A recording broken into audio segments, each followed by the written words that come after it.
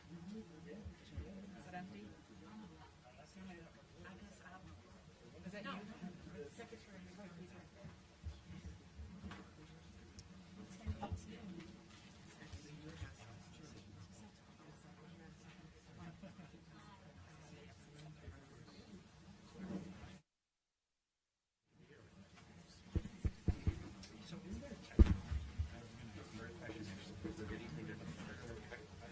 Chairwoman, would you like this closer?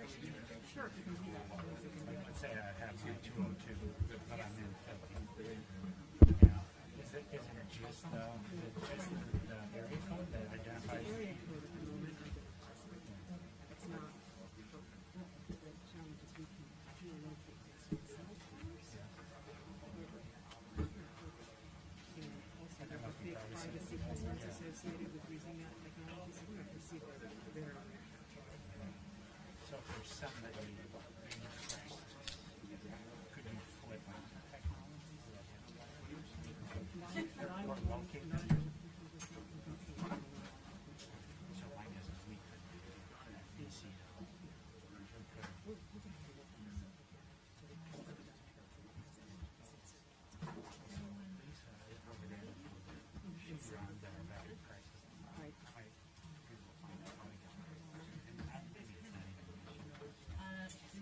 Good morning, everyone.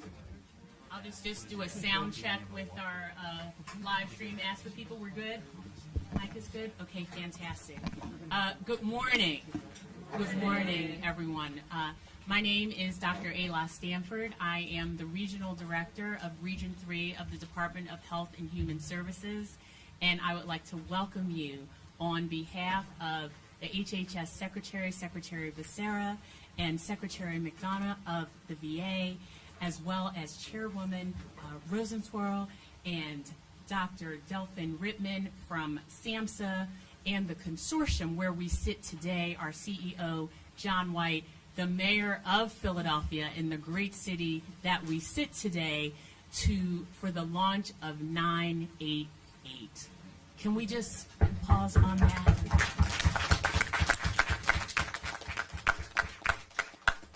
And this morning and this day is really filled with what 988 has meant from the inception, that it's not just a suicide and crisis hotline, but it's a response to a cry for help, because the rates of suicide and mental health and anxiety and behavioral health have skyrocketed in our country.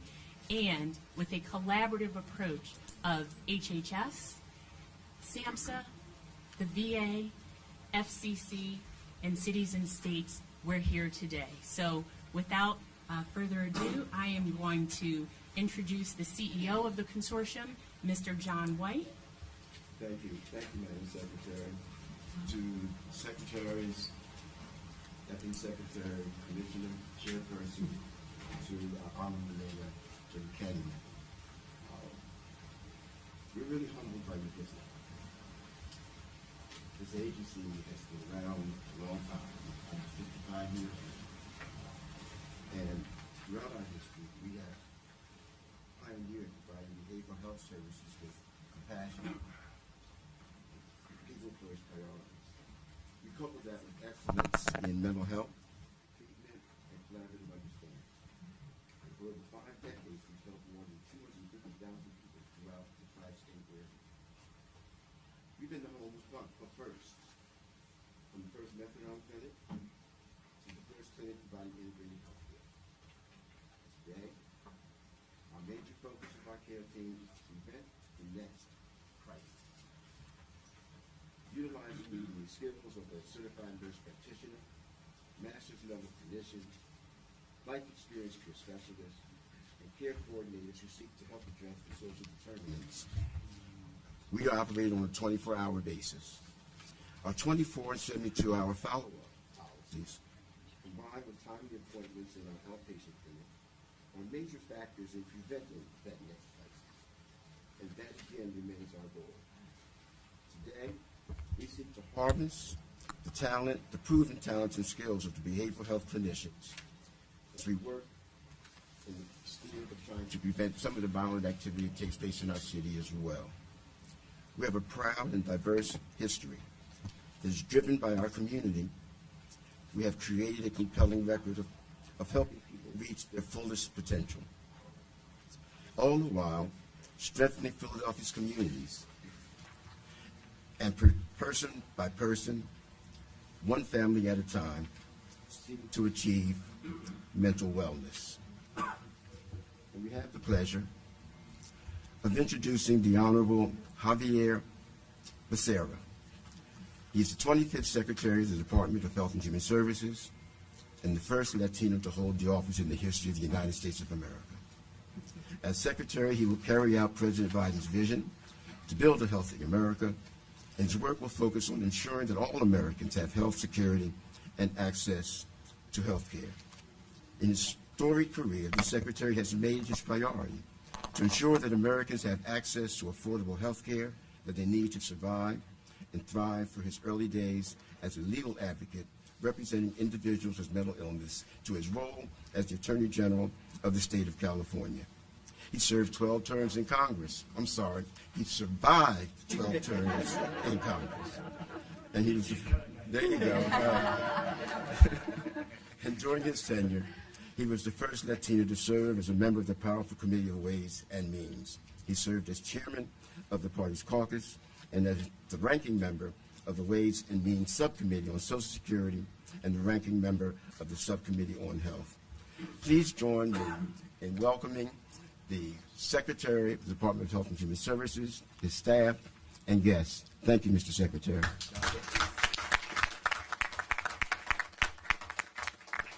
John, first to you and to, am I on? Yeah, to you and to all the folks at the Consortium, to everyone at this crisis center, to Dr. Stanford, who champions our cause at HHS here for the folks in Pennsylvania and beyond through our regional office, to our team. We have our 988 team at HHS who's here with us today that Dr. Delphin Rittman can tell you has been working 24/7. We say thank you to my partner in crime, Secretary McDonough, who continues to make sure Americans, and certainly those who gave service, have the type of quality and dignity service they expect. To Mayor Kinney for all that you do every day, not just for those who have a behavioral health problem, but for everybody to be there 24/7. Thank you so much for that. And of course, to Congressman Dwight Evans, who made it possible for us to be able to say that we're going to invest another $150 million in 988, because he and his colleagues made sure that in that safer communities that we had money. I want to say to Congressman Evans, thank you for recognizing how important this is for all of us. I will only say this because there's so many people who clearly have made this a great event. Just like when we saw the Apollo rockets launch and there was a lot of expectation, with 988 there's just a tremendous amount of expectation. And just like with Apollo, it was life and death, 988 is life and death.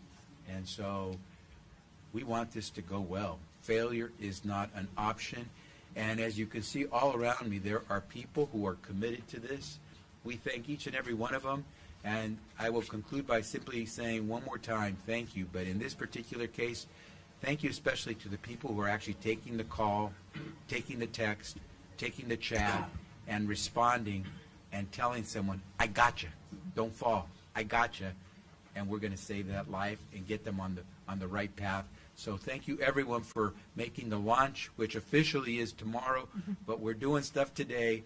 Thank you very much for everything you do. Let me turn it back over to Dr. Stanford.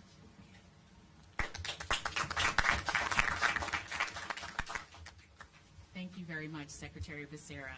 And now I would like to introduce Secretary McDonough, who is of the Department of Veteran Affairs. Sir? Doc, thanks. Doc, thanks very much. Secretary Beccera, thank you for your partnership on so many issues, and in particular, at this moment, as we see the impact of the pandemic and many other challenges manifesting as a national crisis related to mental health. So I thank you for your leadership efforts on that, which are very meaningful for all Americans and particularly meaningful for our veterans. I'm thrilled to be here with you, Madam Chairwoman, and appreciate all the work that you're doing to ensure that there is a seamless technological framework on which our veterans can rely so that they get timely access to world-class healthcare services and world-class benefits. And Mr. Mayor, I really appreciate our partnership. Your work in particular as it relates to homelessness and your commitment to ending veteran homelessness in Philadelphia is not only inspiring but very concrete and very impactful. John, I just want to join in saying to you and your team what an inspiration you are for the care that you give. I just had a great discussion with your chief medical officer about how. Yeah, well, I'm trying. I talked about a lot of other stuff I'm trying to hire. I'm really inspired by you and by your work here at the consortium. And I'm thrilled to be here with Lisa Carney from the Department of Veterans Affairs. Lisa oversees our Veteran Crisis Line, which is a national crisis line partnered with 988.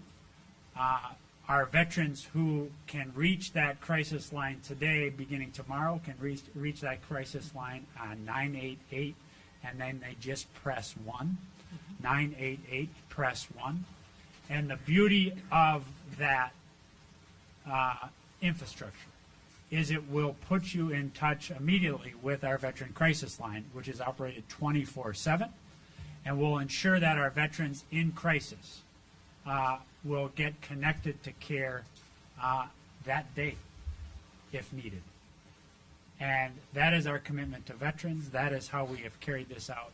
And we are so appreciative of the efforts of Mr. Evans and others in Congress who, over the course of the last couple of years, have allowed us in the budgets that they've given us to dramatically increase our hiring. We are expanding our workforce by nearly 900 people so that we can manage the anticipated increase in calls at the Veteran Crisis Line on the 988 line, which we anticipate will increase demand almost over 100%, given the ease of that number. So the funding that has allowed us to hire has been critical, and the funding that has allowed us to upgrade our technology backbone such that our call centers can handle that surge that's coming in, again, 24/7, is a terrific opportunity for us. So we're thrilled to be here today. We're thrilled to the partnership with HHS, with the city, and with our providers across the country, and look forward to the conversation. So thanks again.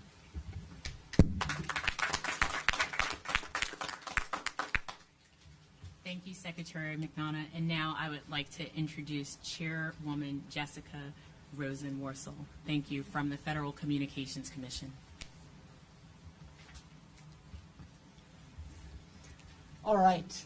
It is an honor to be here today with so many VIPs. We have the mayor, we have 2 cabinet secretaries, but I think we can all agree that the real heroes are the people here at the consortium and organizations just like it who work around the clock to make sure that help is available for those in need. Now you're probably wondering, why is the chairwoman of the Federal Communications Commission here? And it's a good question. Here's why. For the last year and a half, we have been working overtime. We are the policy people and engineering experts who cleared the number 988 nationwide, so that starting tomorrow, it's available for people in crisis. Why is that so important? Well, it's really easy to remember. Everyone everywhere in this country can access it. It's a number they won't forget. they'll be able to call it using those 3 digits, and something I'm especially proud of as a result of our work at the FCC, they'll be able to text using those 3 digits. And we all know for young people, and I no longer consider myself one of them, that picking up and calling on the phone just might not be their native language. Texting is. So we are going to radically increase the number of people who are going to be able to reach out for help in crisis. We're going to increase the awareness of that help from places like the Consortium. And my hope is along the way we will decrease the stigma associated with mental illness. So thank you for having me here today. It's really an honor.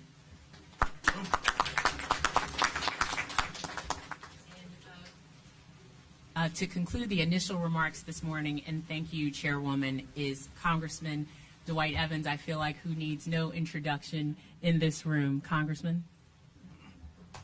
I'd like to thank you, Doctor, for that introduction. You are doing a fantastic job. I've known you a long time. I'd like to thank John White, too, who I've also known a long time, who started out with me, someone who I've watched in action in exactly his leadership, and the mayor of the city of Philadelphia, all the people bringing the parts together. To both secretaries, we are all honored to be here at this location. This is a great location in the city of Philadelphia. You couldn't think of a better place to be here. And the people are good people in this area.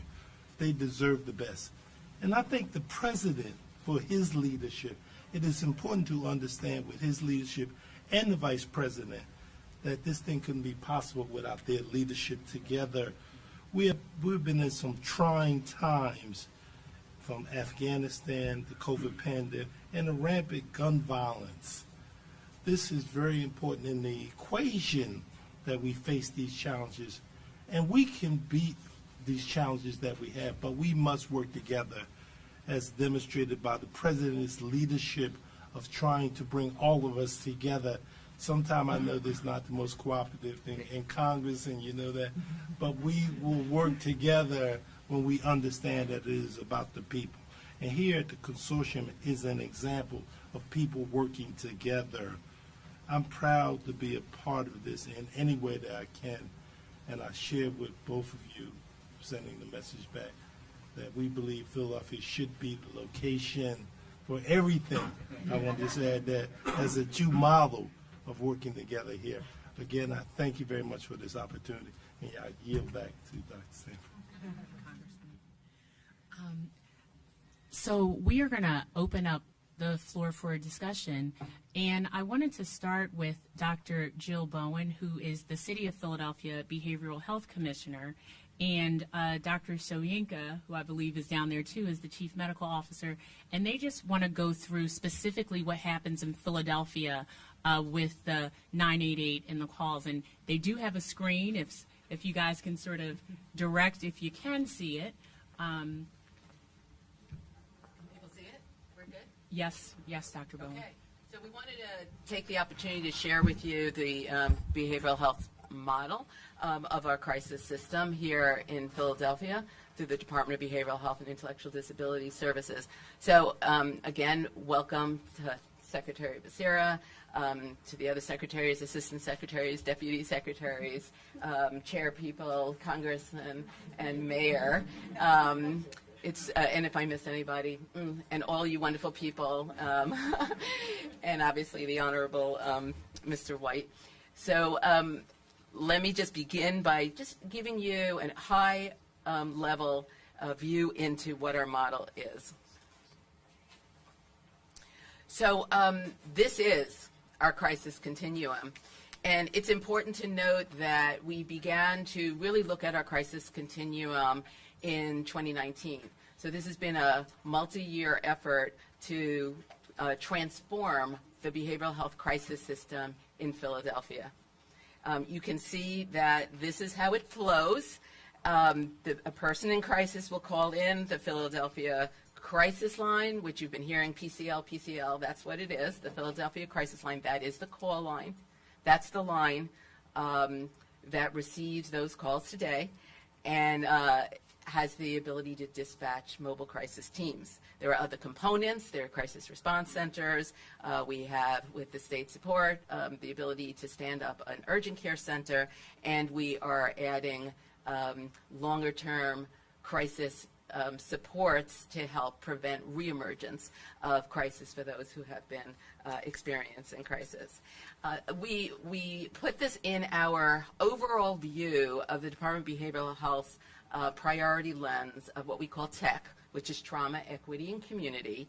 And the idea there is to work towards addressing trauma, achieving equity, and engaging community. And clearly, as the chairperson mentioned about stigma, it's incredibly important that we work towards this goal.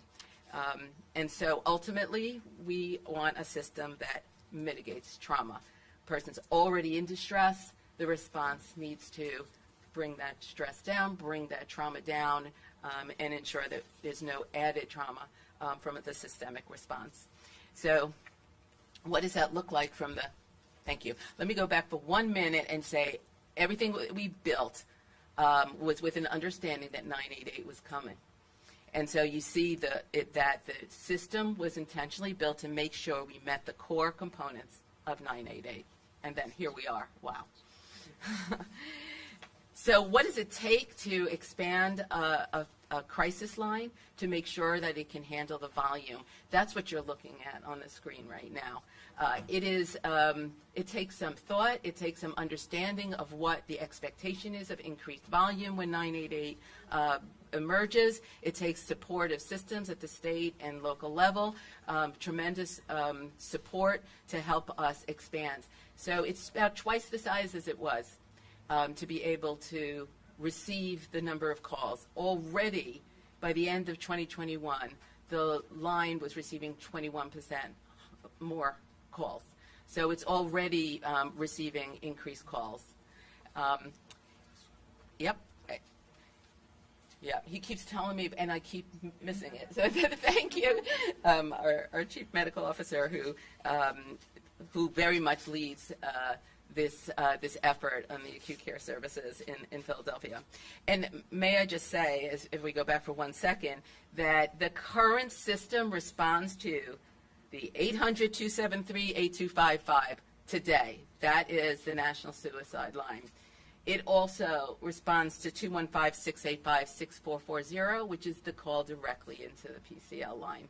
Well, if you're in distress, that's 20 numbers. If you get some of those 20 numbers, you can call. As of tomorrow, that's 3. That's 988. That's everything. And I want to thank everyone in this room who helped to make that happen.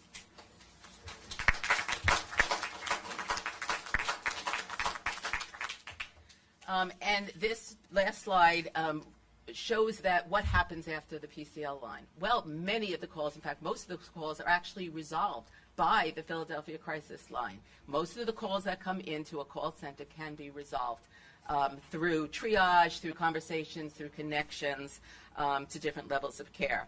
What we built here, though, for our mobile crisis team is quite different than it was a couple of years ago. It is a regionalized model, intentionally regionalized for community connectedness. How important it is to have a community mobile crisis response team. In fact, that's what we've labeled it, community mobile crisis response team. In fact, when not in crisis, the model is being developed so that those teams go out when they're not in crisis. Because when you're in distress, what you need is a community response.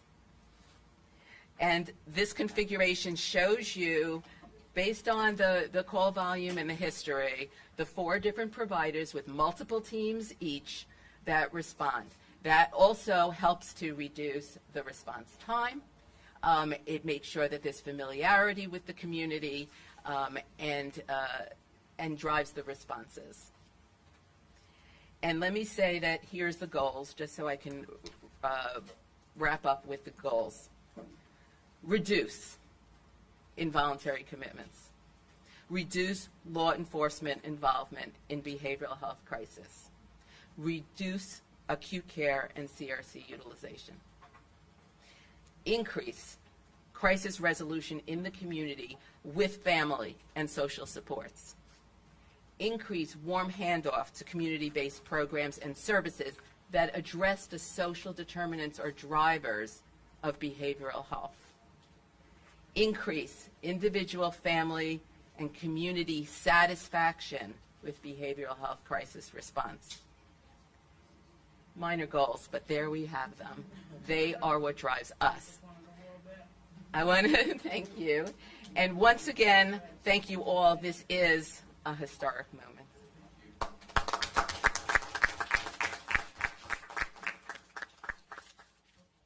Thank you for that, Dr. Bowen. And I heard you say community participation several times. And so I'd like Rafaela Gilateri, I'm looking at those eyes over there, who's a patient and now a provider, and I wondered if you wanted to, as much as you want, to share what it's like when you receive a call, if you want to share what it was like to make a call, and the floor is yours.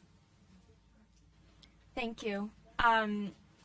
First, I would like to say, Dr. Bowen, like everything you were saying about community stabilization is very important. And unfortunately, prior to like 988, a lot of people don't have the education or the knowledge of how exactly treatment looks like. So having these crisis teams, I've noticed not only as someone that is in mental health recovery, but also as someone that is now providing these services, that once you meet the person where they're at and you really take the time to work through and talk about what is happening in their life and the resources that are available, it gives them that sense of empowerment to really take charge of their own well-being. And with that catapults them into really focusing on their mental health. And in my experience, what I've noticed on these calls, sometimes when we receive them, we're not exactly sure what is going to happen. But really, once we arrive on scene and connect with that individual, sometimes they just need someone to talk to. They don't need to necessarily go to the hospital. They just need someone to talk to until their next appointment. And really providing that service can be really helpful. And then providing them with community resources on support groups. I know NAMI is really big with that. And a lot of people don't know that those support groups exist. So linking them with that is really crucial. And in terms of providing that education, letting them know if they do really need to go to the hospital, if they are very suicidal or not well, providing them that process of like, okay, well, here are the steps of what that's going to look like, and here are your options, and giving them that power to make that decision for themselves goes a really long way. Thank you for letting me share my story and the story of what we are doing as a crisis team. And I am really thrilled that 988 is being launched and very excited to see how this is going to go.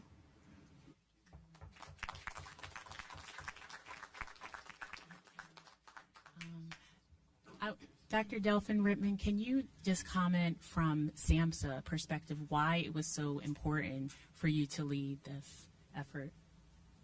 Yeah, thank you, and good morning, everyone. You know, from a SAMHSA perspective, it was so important for us to lead this work because, you know, we really want people to be able to know that, you know, services and supports are available. If they're struggling, they need not struggle alone. And so 988 is an easy-to-remember number that connects people to trained, compassionate counselors. And I still have to appreciate, or say that I appreciate the tour that we did today, because speaking with the crisis counselors, you know, that compassion and that empathy is there. In fact, the team received a call and was able to go out and address the needs. So this work is critical because it's about meeting people in their moment of need. And connecting them to vital services and supports. And I just have to thank all of our partners in this room and even who are not in this room who helped us to really get to this point where we are today. whether it be the VA, FCC, the Consortium team, the 988 team at SAMHSA has been just so committed to collaborating with all of our partners to help make this happen. I mean, ultimately, this is about helping to ensure that people can access care and that they have someone to talk to in their time of crisis when they're struggling. So again, just want to thank all of our partners that are part of this really, really critical work. So thank you.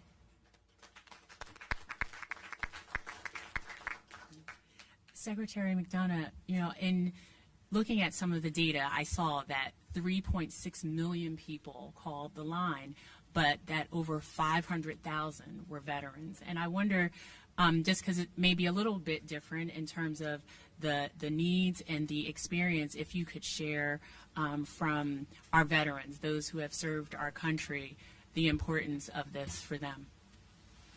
Yeah, Doc, thanks very much. And, you know, when you think about the numbers of veterans who are calling the line, in the first instance, let me just repeat what I said in my opening remarks, the ease of that number, going from the many numbers, the many available 10-digit options to the 988 press 1 if you're a vet option, we anticipate will increase over the next 2 years our call volume by 100%, meaning we will double the number of veterans who get access to care. And 1 in 5 of those over time are immediately connected to some or referred to some follow-on care. So what does that mean? That means 1 in 5 vets are actually getting in care at the time that they need it most. And, you know, let's just take a quick look at what that means about that moment of crisis for a veteran. What we know that is that in the overwhelming number of instances of suicidal ideation, the time from ideation to attempted suicide is very short. It's counted in the number of hours, not in the number of weeks or months or days. It's a number of hours. And so we need to make sure that we are there available 24/7. And 988 will ensure that we do that. But we also have to be mindful. We have a great VA medical center right here in Philadelphia. It's just over there. We have to make sure that there is a connection from that caller, highly trained, the operator, highly trained professionals that they are. We want to make sure that they are then connected to mental health professionals who can immediately follow up. So Mr. Evans and the President, in their efforts, have made sure that we have the ability to have increased our number of field-based, community-based, that is, hospital-based suicide prevention coordinators. They've given us the resources to increase our primary care mental health staff. They've given us funding to allow us to expand access to the kind of programming that the doctor was suggesting earlier, which is early intervention services for high-risk patients.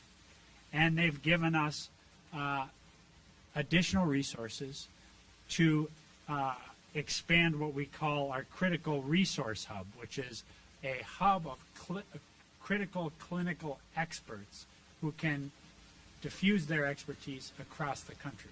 And so each of these investments means not only will there be increased calls coming in, but those calls will then be connected to a resource-rich, experienced clinical staff to ensure that in that moment of crisis, veterans will find that support that's so critical. So I'll make one last point.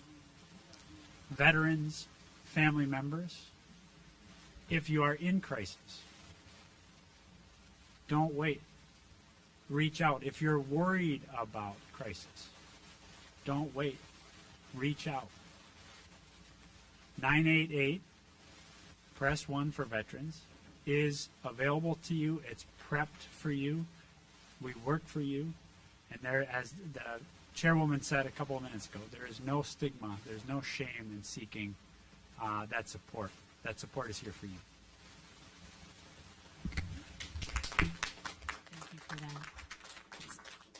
Secretary Beccera, please. Okay, I'd like to ask a few questions. I'd like to ask the mayor a quick question about what it takes for the city to get the crisis centers ready, because I know from our part, we would not have been able to do the help for the states, the territories, the tribal governments, the local governments, had we not had the president's commitment with real money and Congressman Evans and his colleagues' actual distribution of that, allocation of that money. So I'd be interested to know from a city perspective, because it's, the main populations are in these urban centers. We're going to have a lot of folks in rural communities as well, so towns and so forth.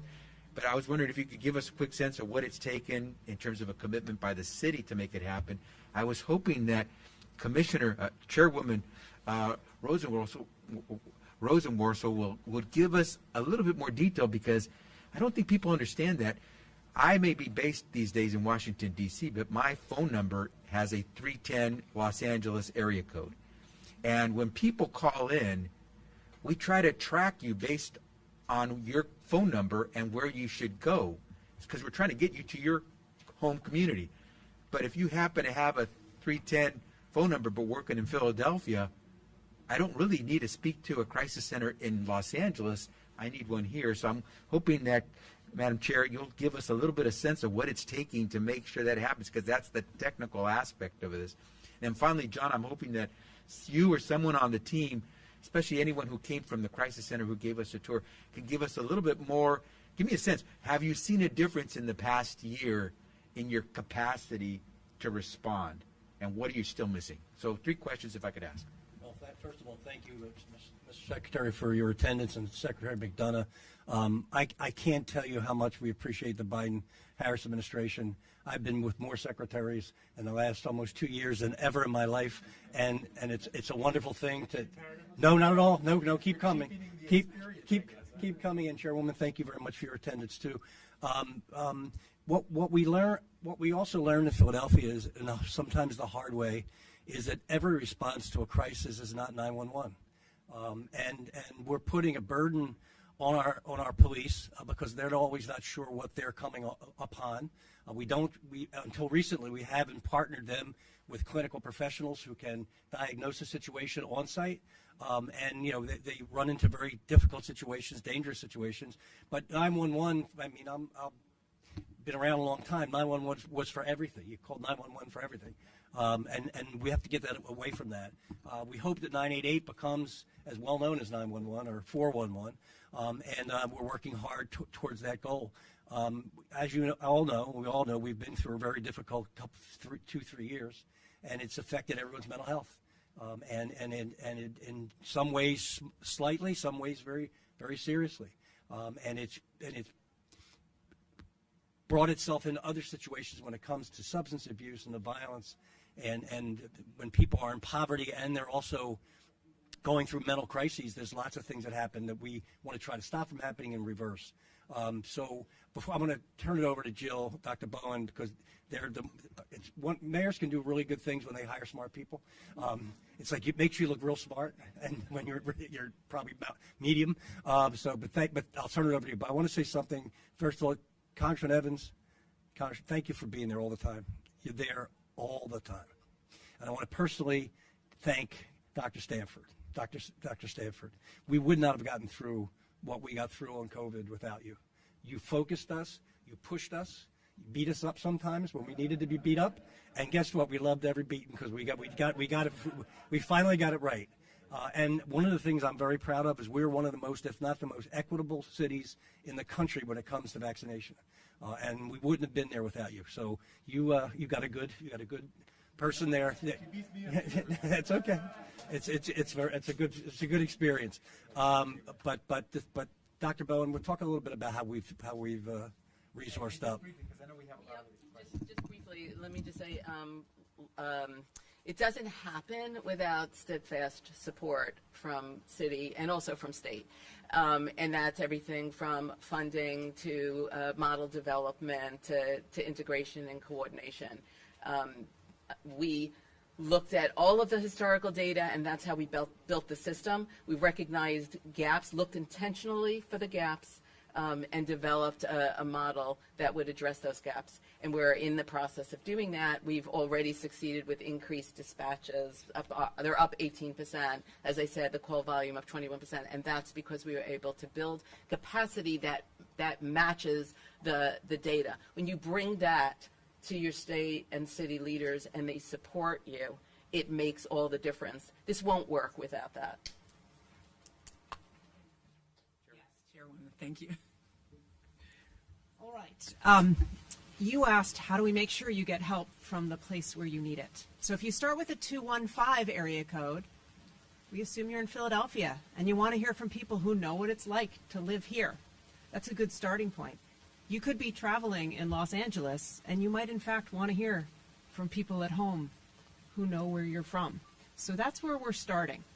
But over time, we're going to have to adopt this system so that we do the kind of things we now do with 911, which is we take your phone and we triangulate between cell phone towers to know where you are. So as we roll this service out, we want to work on understanding who calls, where they call from, and how we can make it more precise. So we're starting this tomorrow, but that's not the end of things. It's the start of learning how we can improve this technology so we can meet people where they are and get them the help they need most. To follow up on the question that the Secretary asked, mobile crisis was established after we closed Philadelphia State Hospital. So you're talking about the late 80s. The Consortium has been involved in mobile crisis work. We're not been at a long time. And looking at the situation involving Walter Wallace, our greatest disappointment was not getting the opportunity to help him. There were 3 calls that day that went to 911. Mr. Wallace had just visited our clinic that Friday, was happy that he was making progress, was moving into our greenhouse program, talking about looking for a job. Not one time were we called to assist Mr. Wallace and his family. That was our major disappointment. We knew him, and he knew us. So it still gets to us when we talk about that and we think about that scenario. In spite of what the leadership that the mayor has exhibited, in spite of the efforts of DBH, we still have a problem with the communication between the police department and behavioral health services. That's a tough job. That is a tough job. You got different silos, you got different priorities. But the efforts that DBH and Joe Bowen have made in that regard have been phenomenal. They have 3 search teams already operating. Those are the crisis intervention response that involve a behavioral health worker and the police department. There's one more to go. But I will share this for everyone. The reform is not done. The dialogue should not stop. The same way that we were able to propose ideas leading up to this change, that has to continue. Because on a daily basis, providers are finding different areas, different situations that are foreign. And they've got to make up their minds on the spot how you're going to respond. There's a learning collaborative that DBH has launched that has been extremely helpful. I don't know if Kenny is here or not, but this young lady,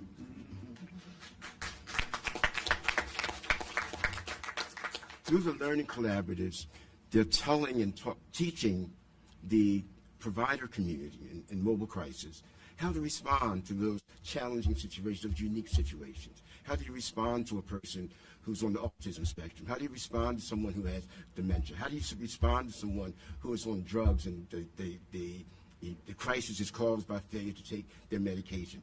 All of those things are important. But the bottom line, in order to seal the deal, you have to keep talking, and we have to make sure that the people who are involved in law enforcement are tied directly into the types of services that your mobile crisis and behavioral health agencies provide. So much. Thank you.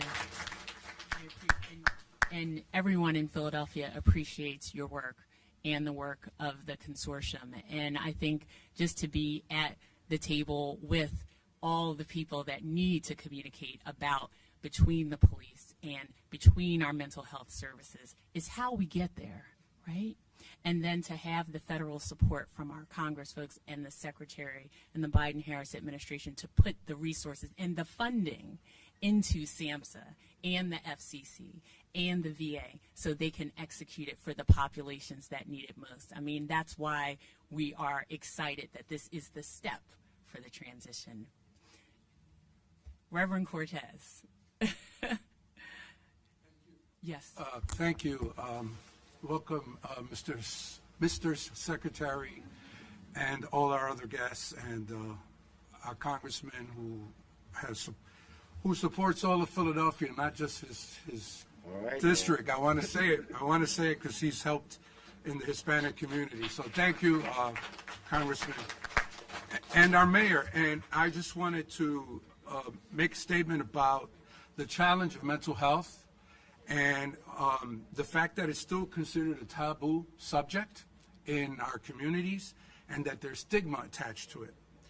And I want to make a statement that the faith community historically participated in the development of that stigma and that negative culture. Historically, right? We're talking thousands of years of that. And so we need to find a way to make treatment for mental health normative. And so I want to pledge the Latino community, the Latino faith community, and my colleagues in all the different faiths of our city to try to find a way to make mental health, the mental health conversation and treatment normative. If we don't have that fight, we can create all the resources we want. Only a certain amount of people will dare to reach out to take that help. So the challenge to the faith community, which we are accepting, and that's why I'm here, is for us to try to change a couple of thousand years worth of bad medicine and science and to recreate a new culture where we can destigmatize the help that people need. So I wanted to say that to the Secretary and to our colleagues here in the city. Thank you. Thank you.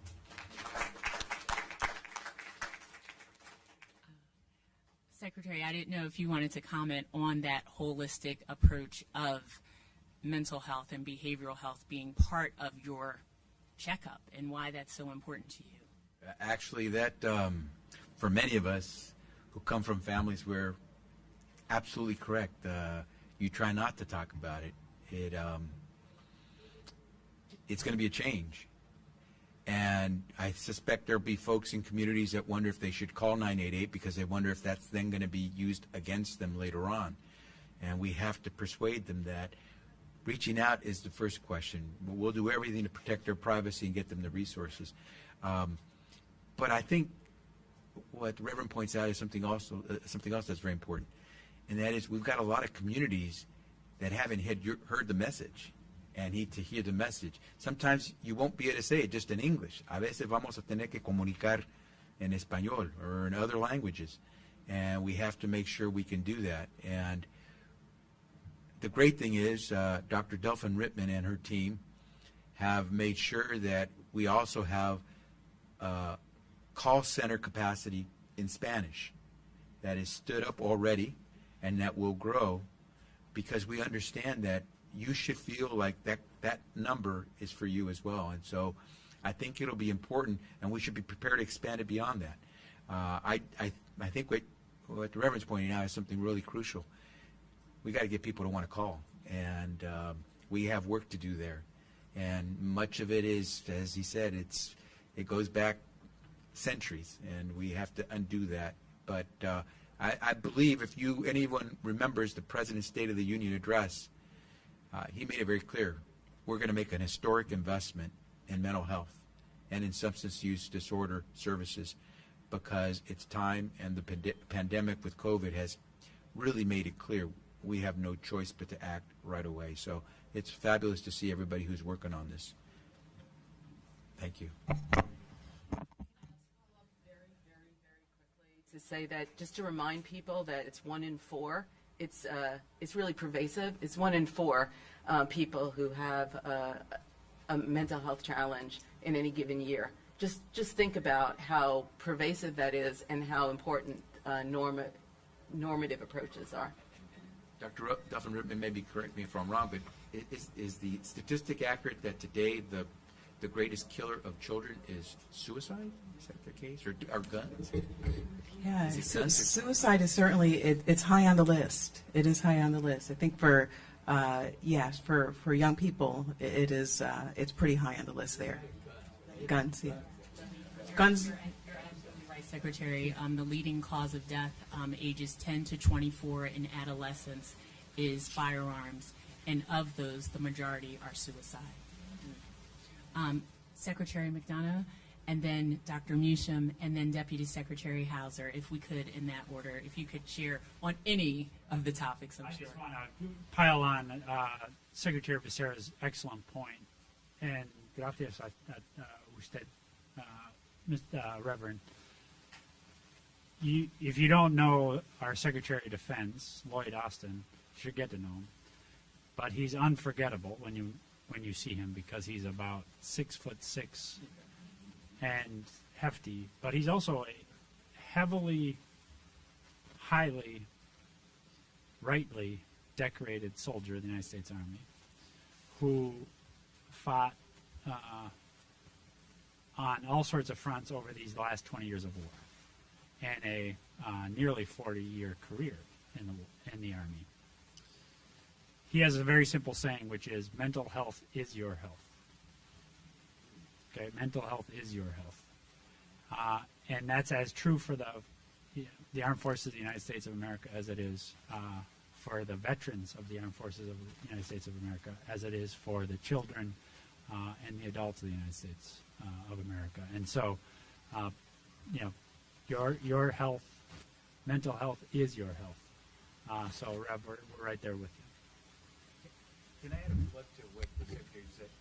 When I was Attorney General in California, I actually got approached by many of our law enforcement leaders, chiefs of police, sheriffs in counties, who said, we got to do something for our women and men in uniform who are also suffering from mental distress but are too afraid to go in because they're afraid it'll stop a promotion, it'll kill their careers, and the last thing you need is to have someone who we've given license to carry a weapon, this belief that they have to stay away from mental health services because it could hurt their careers.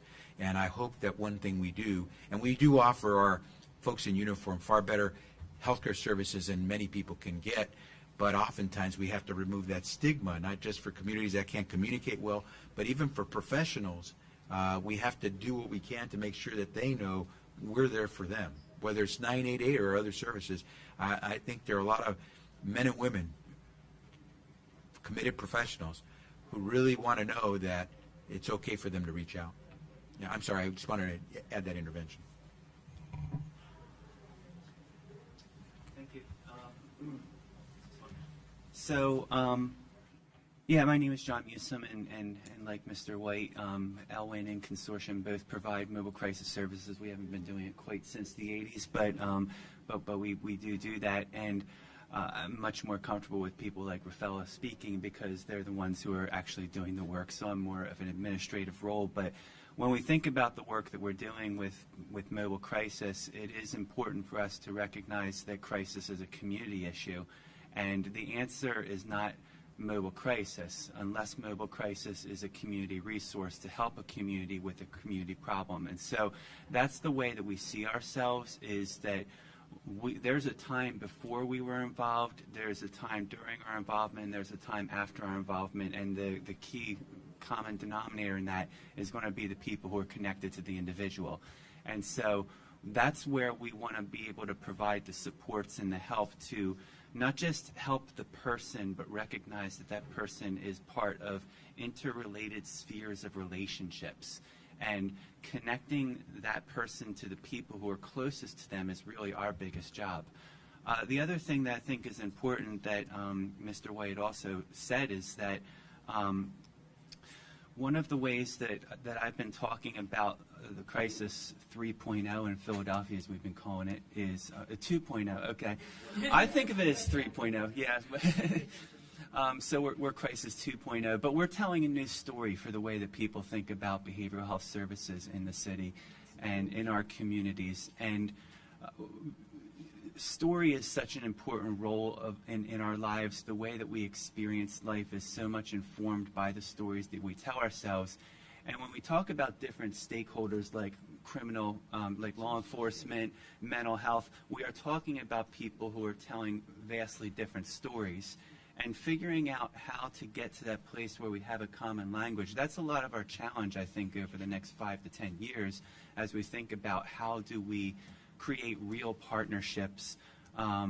So, yeah, and the 988 is going to be so helpful in that regard, because as somebody who's providing mobile health or mobile mental health services, we can market the information for the number, but access is such a big issue. If people don't know the number, then they're not going to be able to access the service. So simplifying that to 3 digits that is universally accessible is going to go so far. Thank you. And Deputy Secretary, and would you mind introduce yourself so everyone knows the important role you play in our state? Sure. I'm Kristen Hauser, and I am the Deputy Secretary for the Office of Mental Health and Substance Abuse Services within the Pennsylvania Department of Human Services. So it's really wonderful to be here today with everybody here who has helped make this possible. Statewide, we are really going through the same process that Philadelphia has gone through here, looking to identify gaps, identify how to fill those gaps, increase accessibility, increase staffing. We've been working with the call centers. There are 13 in Pennsylvania that are prepared to take on the volume as 988 rolls out. They've been all a part of the Lifeline. We've built in a Pennsylvania-based backup system so that if a Pennsylvania center misses that call within 60 seconds, it rolls to a different Pennsylvania center before going into the national backup. We've been able to increase our in-state answer rate from around 30% back in 2017 to about 85% over the past 2 months. So really, really pleased with that progress. Thank you. I also want to really note how important the federal funding has been to enable not just enhancing the call centers. We just were able to get the workforce supplemental grant to help the call centers with their staffing, but also the mobile grant that the mobile services grant that SAMHSA has provided is enabling us to really do a deep dive into all of the different iterations of mobile teams that are currently in existence in Pennsylvania, and then start to work with them about how do we expand to meet the best practices within the SAMHSA toolkit, incorporate more peer support specialists, incorporate additional folks to go out so it's more than a single responder or relying on a co-responder model. And we've also been partnering with the Pennsylvania Commission on Crime and Delinquency to invest more dollars into crisis intervention team training so that we're increasing the number of officers who have gone through orientation and training and de-escalation work so that they're better prepared to respond on the calls that they do need to go out to. So the energy and inspiration in the room is really inspiring. I'm really grateful to Philadelphia for leading the way here on the eastern edge of the state. And at our office at DHS, we're excited to be following and building out these services over the next several years. Yeah. Yes, absolutely. The reason we are here in Philadelphia to make the announcement at 988, it's not just coincident, accident. We're here, John, because you all do great work. And Madam Deputy Secretary, because you made, please thank Governor Wolf and Lieutenant Governor Fetterman for making the investment that made it possible for Mayor Kinney to get his team to be able to work with John and make it happen. There is no accident in our being here in Philadelphia. It is because you have shown the commitment to make it work the right way. The resources where I talked about the president and the Congress, that you made that statement. So you talk about American Rescue, you talk about those resources to build that infrastructure. That's all connected, what was stated. So I want to make sure you have that. And thank you with that, Congressman Evans. We are going to start to wrap up because there's a lot of us at the table, but I want everyone to be able to give about a 30-second final word, what you want to leave the folks that are watching this live stream and what you want them to know and feel from you about 988, and with Secretary Beccera having the final word. And can we start with Dr. Delphin Rittman? You know, so one thing I would like to leave folks with is first I want to commend and really thank the City of Philadelphia, the State of Philadelphia for the really innovative, life-saving, life-changing work that you all are doing. The other thing I'd like to add is just, you know, I want folks to know that help is available. If people are struggling, they need not struggle alone. 988 is a 3-digit, easy-to-remember number that will connect people to compassionate, trained counselors. That will connect people to necessary services and supports. So I want people to have hope and for them to know that services and supports are available. Thank you. Rafaela? The one thing I want to leave everybody with is that recovery is possible, and even though it might not feel that way in the time, once you reach out for that help and call a number like 988, that is the first step. And really, it might not feel like change is happening, but with the development and use of 988, we are in that change right now. And going forward, that change is going to continue, and people should not hesitate to use that number. Beautifully said, beautifully said. Dr. Shoyinka. Good morning, and thank you all for being here in Philadelphia. Our work, as Dr. Bowen and Mayor Kenny has said, our work over the last 3 years has resulted in an expanded menu of options for Philadelphians who may be experiencing behavioral health crisis. That help is available right now. So please go ahead and call. The teams are ready, our staff are trained, and help is available. Thank you. Dr. Bowen? Thank you, Dr. Stanford. I want to say, look, that these are difficult times. There have been layers and layers of trauma that people have been experiencing, and seeking help is a strength. It's a strength. It's okay to not be okay. You're not alone. Help is available, and 988 now makes it easier than ever to get that help. Thank you.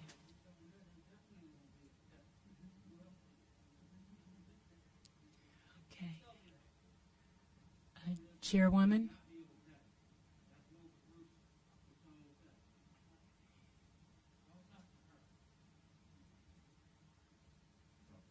Yes.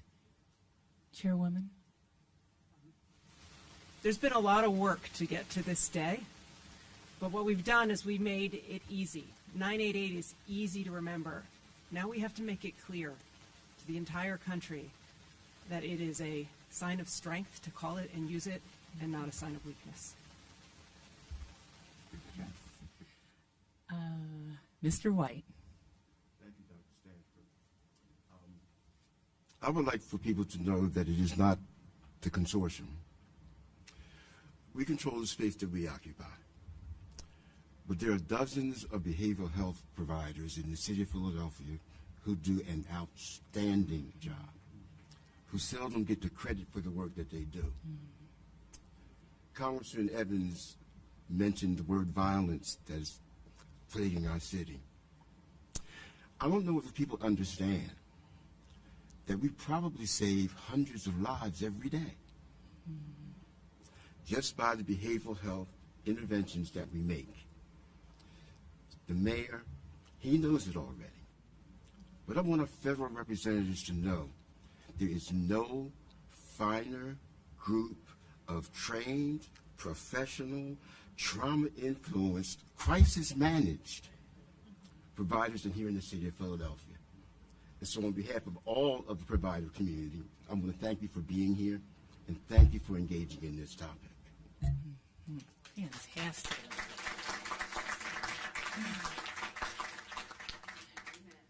Reverend Cortez.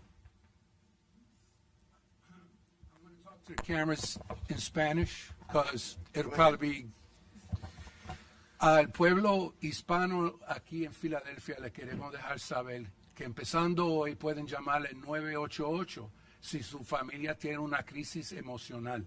Es bien importante que las abuelas, las madres, los padres, los abuelos le dejen saber a nuestros niños que el 988 está disponible para ayudar con problemas emocionales.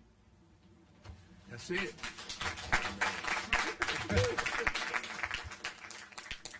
Wow, this is very, very moving. Mayor Kenny. I simply would say that this is what it looks like when every level of government works together as opposed to dividing ourselves to address a problem, a serious problem facing many of our citizens, and doing something really positive about it. It doesn't happen enough.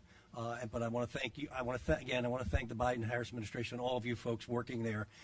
They care about cities, they care about people, and they put the resources necessary in the programs to help people's lives get better. And that's what we should all be about. Thanks. Absolutely. Secretary McDonough. Doc, thanks very much. Ms. Secretary, thanks so much. To our veterans, to their families, to their caregivers, we're here for you in a moment of crisis. Don't wait, reach out. 988, press 1. We're here for you. Thanks. Thank you. Of course, Secretary Beccera. To everyone here and everyone out there, we didn't get to meet the mobile crisis team because they got called out right as we were doing the tour. So to each and every one of them, thank you so much. To the people who took the leap and called, thank you for having faith that you would get answered. I want to say to each and everyone who works in this profession, we owe you good pay, dignity, and respect. And I hope what we do is prove to you that we value you as workers helping save lives, and we show it to you the real way with resources, with money, with pay, with time off, so you can continue doing that, encourage others to come.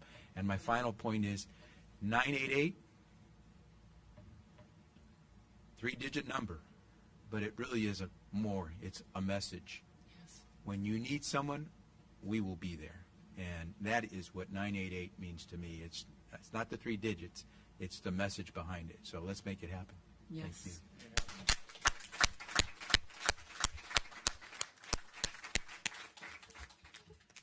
And with that, that concludes our roundtable discussion.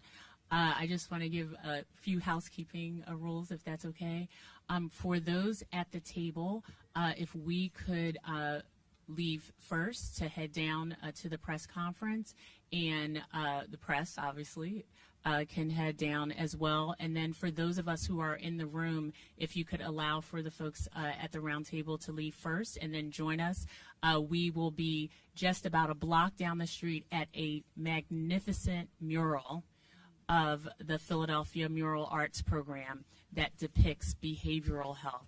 I encourage you to spend some time and take a look at it. And thank you for everyone who made this possible. Secretary Beccera, the team, phenomenal.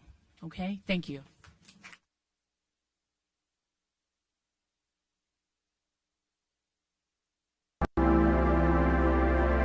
Good morning and welcome to the 988 transition weekend, we will call it. My name is Dr. Ayla Stanford. I'm the Regional Director for Region 3 of the U.S. Department of Health and Human Services. Welcome to this transition event. I want you to take notice of this beautiful mural behind me. It is the Philadelphia Mural Arts Program, and it is specifically dedicated to behavioral health, mental health, and better days. There are QR codes that tell stories of real people every day who have gone through and who have come through on the other side triumphant. And that is what 988 represents. And without further ado, I would like to introduce Dr. Delphin Rittman of SAMHSA. Dr. Rittman. Thank you so much, Dr. Sanford. And welcome, everyone. Thank you so much for joining us for this momentous occasion. We at SAMHSA are just so excited about tomorrow's transition to the 988 Lifeline, the new 3-digit number to access crisis support. This easy-to-remember number is needed now more than ever. We know that the pandemic has had a significant effect on the well-being of individuals and families across the country. With rising rates of anxiety, depression, devastating overdose deaths, it is crucial that people know where to turn when they're in crisis. We want everyone to know that there is hope. 988 is more than just an easy-to-remember number. It is a direct connection to compassionate, accessible care and support for anyone experiencing mental health or substance use-related distress. I also want to take a moment to thank our many partners across the country at the state, local, and national level that are working hard to achieve the vision that we have for transformed crisis care across the country. With 988 implementation, while it's an important step forward, we know that there's much more work to do.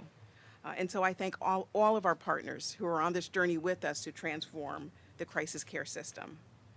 We know the Biden-Harris administration has increased funding 18-fold, and Secretary Beccera, who I will have the honor to introduce in a moment, will talk more about that. Of that funding, the state of Philadelphia, or the state of Pennsylvania and Philadelphia received $3.2 million, and over time have implemented creative, innovative approaches where they have an answer rate and call rate of over 90% in many areas across the state. And so I commend the state of Pennsylvania and Philadelphia as well. While we know there's important work to do, again, there's much more to be done, and I look forward to working with everyone in this important work. I do want to share one thing real quick, that if anyone is interested in taking part in this vital life-saving work, do visit the 988 Jobs website.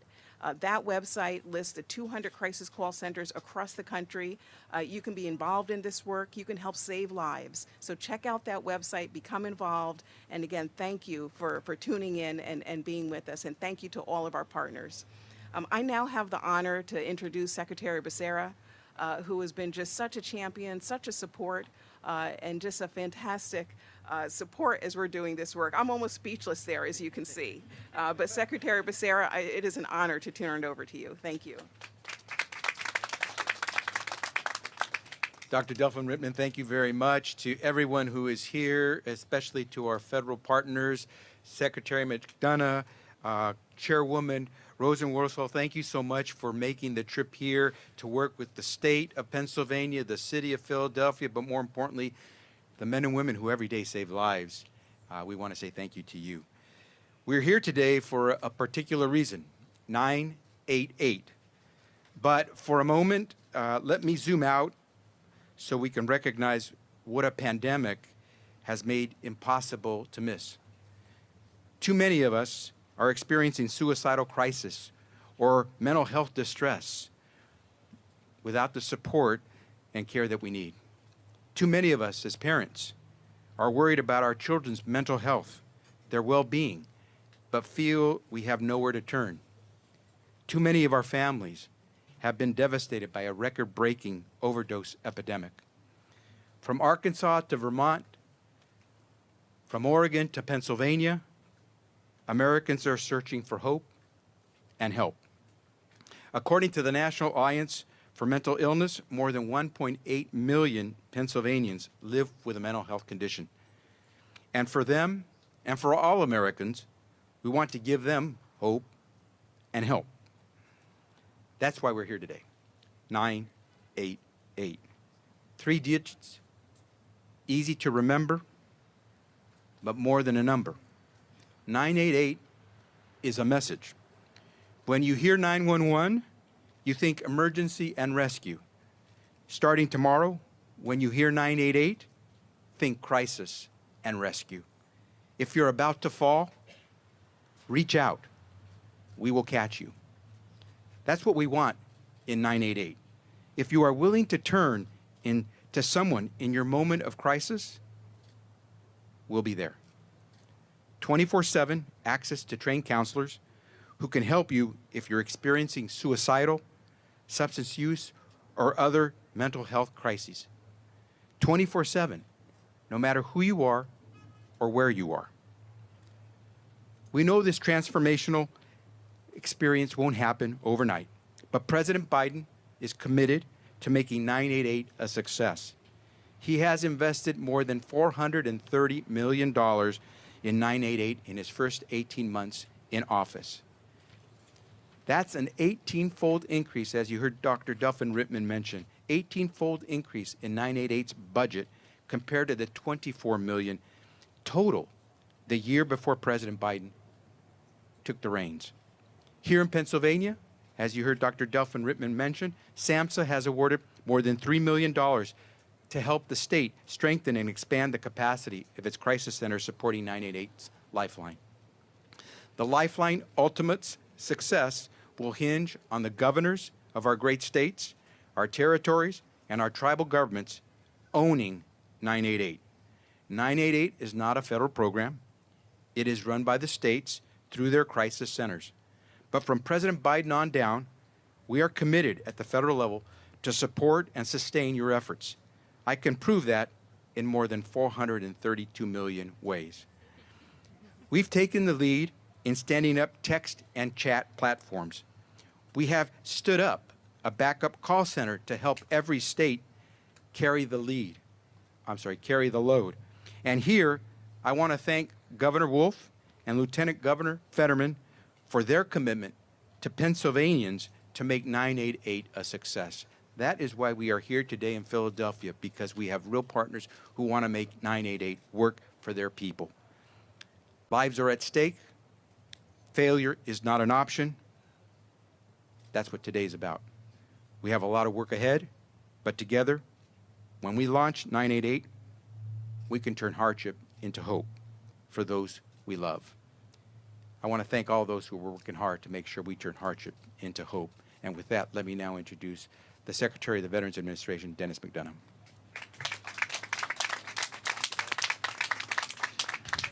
Thank you, Mr. Secretary, and thank you, everybody, for coming out today. I'm honored to be part of this group today. I want to speak directly to our veterans right off the bat. And our veterans' families and their caregivers. If you are in crisis, don't wait, reach out. If you fear you may be in crisis, don't wait, reach out. And beginning tomorrow, you can reach out to the Veterans Crisis Line, which is a part of this monumental effort that Secretary Beccera has just talked about. You can reach the Veterans Crisis Line by dialing 988 and then pressing 1 as a veteran. That will get you connected not only to trained operators, but also connected to a network of trained mental health professionals, where we refer hundreds of veterans a day to additional care when they need it. So to our veterans, don't wait. Reach out. And when you reach out on 988 and then dial 1 as a veteran, you will get that timely access to world-class care. In fact, in time of crisis, you'll get access that day to care. So we're thrilled to be part of this effort today. We're thrilled with the investments that President Biden has set aside to ensure that we are prepared for the increase in outreach that we anticipate from veterans.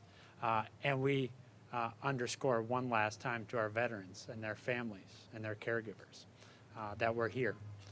Don't wait, reach out.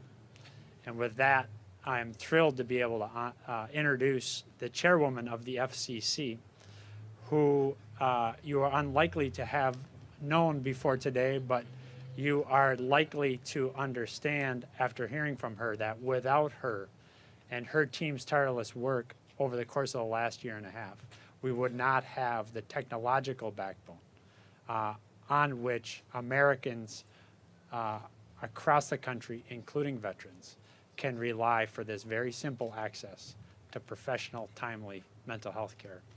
So Chairwoman Rosenworcel, over to you. Thank you. We have such an extraordinary group of federal, state, and local authorities here today working together to announce something really big. Tomorrow, nationwide, we launch 988. So why is the Chairwoman of the Federal Communications Commission a part of this? As the Secretary suggested, I probably wasn't on your list. But here's the truth.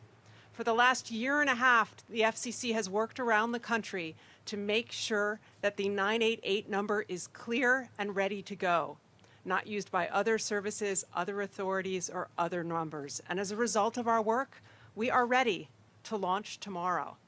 And what we're launching, like I said, is really big.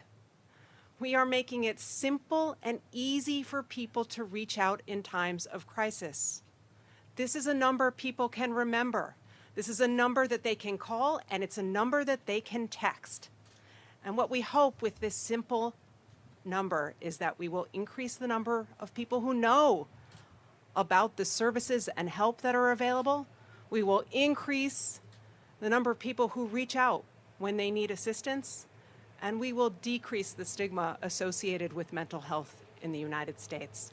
And with that, I want to introduce someone from Philadelphia, someone from where we stand right now, and that is Congressman Dwight Evans. Thank you. I want y'all to join in this conversation. 988. Let's start that again. 988. I can't hear you. 988. That's the message you want to send.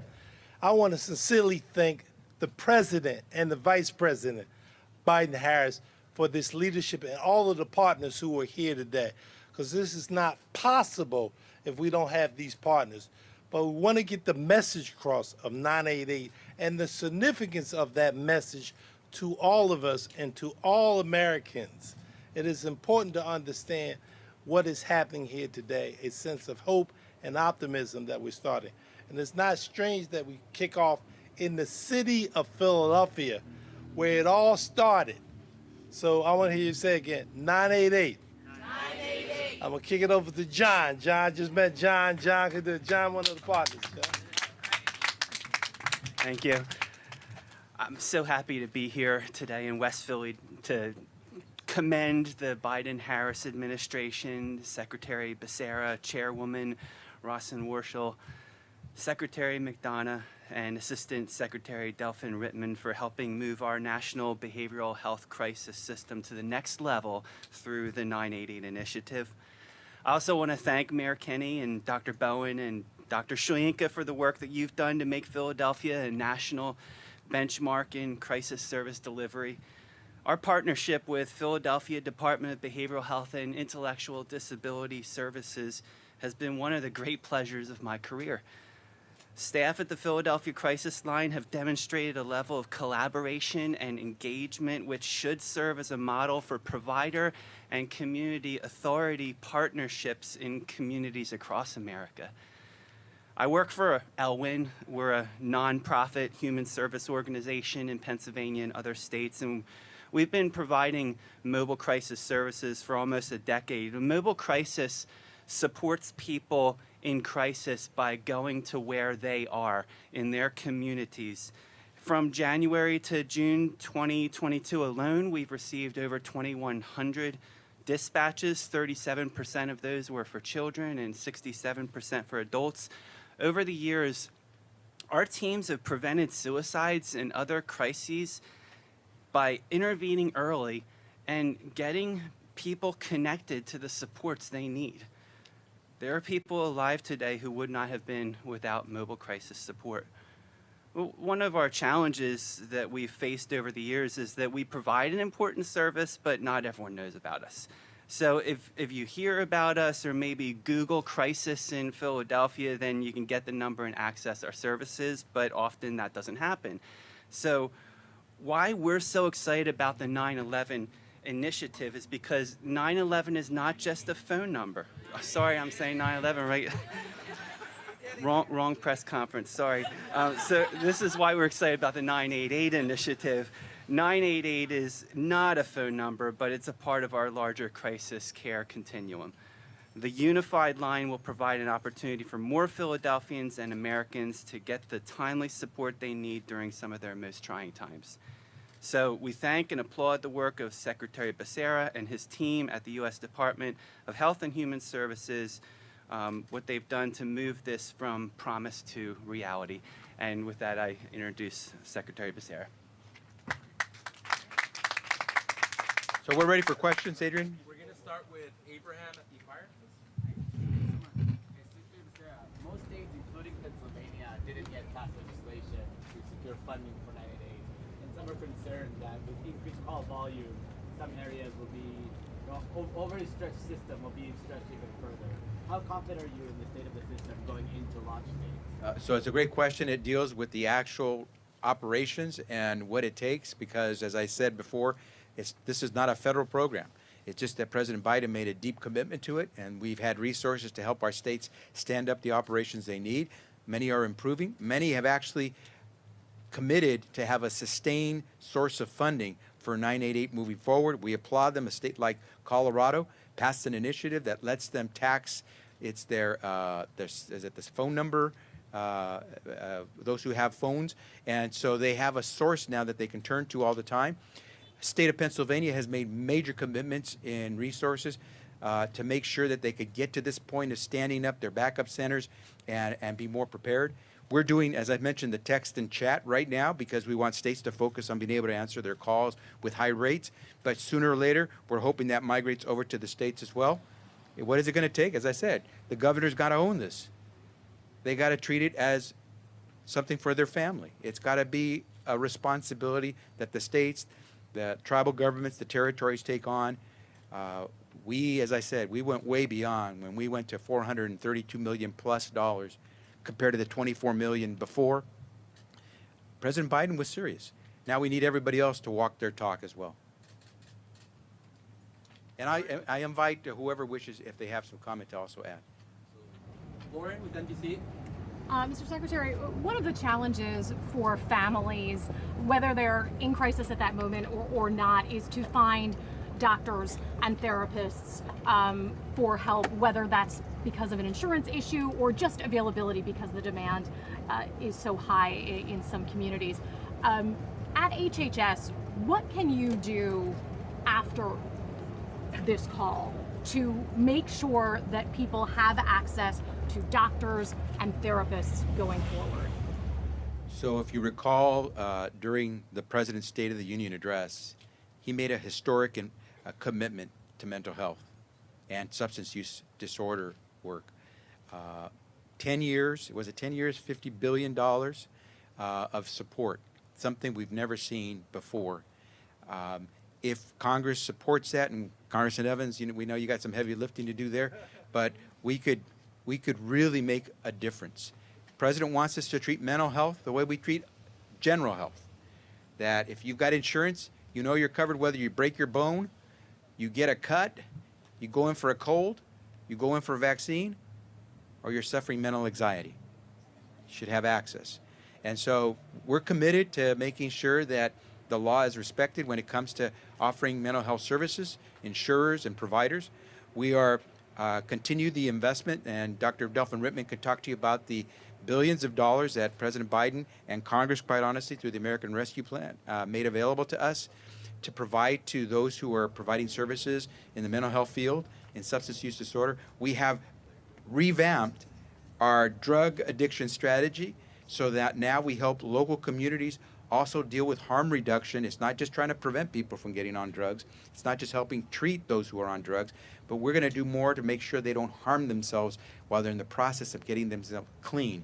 And then we're also committed to post-treatment follow-up so that you have a partner with you when you start to look for that job, get back to your family. So we're committed, with the help of Congress, we can make sure that states like Pennsylvania have the resources they need so that phenomenal crisis centers like the one we just came from have the support that they need. Do you feel that you need that legislation in order to assure that that access is there, or are there other things you can do now? If we're going to take it to the next level, at least at the federal level, in supporting our state and local partners, we absolutely need that, because we are already doing quite a bit. SAMHSA is already doing quite a bit, but we don't have the resources to really back up what our states and local governments must do if we want to be a good federal partner. So we will absolutely need Congress to step up.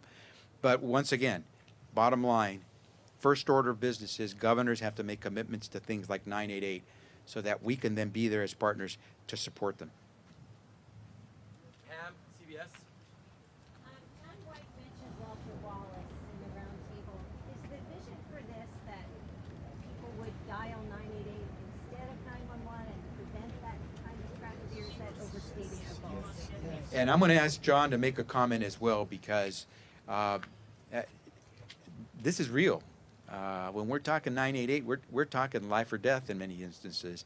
Let me do this. I'll be brief because I want to let John, Mr. White, comment on this one. We know that people want to reach out. We know when they hit that fork in the road, some don't. Suicide rates are higher than they've ever been, including for young people. It happens to be one of the largest causes of death for even children. And so we know we need to help. We want people to know if they're going to call, they're going to get the help of a mental health or drug addiction professional. You don't always need to have law enforcement. 911, certainly. Chances are you don't even need law enforcement all the time when you call 911. But when it's appropriate, we want to make sure the appropriate professional responds. 988 takes us a long way to make sure that that happens. But let me ask John White to comment a bit more. Thank you, Mr. Secretary. It's a very short comment. I said during the roundtable that our greatest disappointment was that we didn't get an opportunity to help him. 988 would have allowed us to do that. It would not be routed through 911. 988 would have led us directly into a behavioral health provider who could have been there on any one of the 3 calls that were made on 911 to prevent this tragedy and to keep that family safe and whole. So it's very, very important. And 988 can change the whole dynamic of the relationship between law enforcement and behavioral health communities. Adrian, anybody else? Yes. Adrian, where are you? Yeah. Over here. Sorry.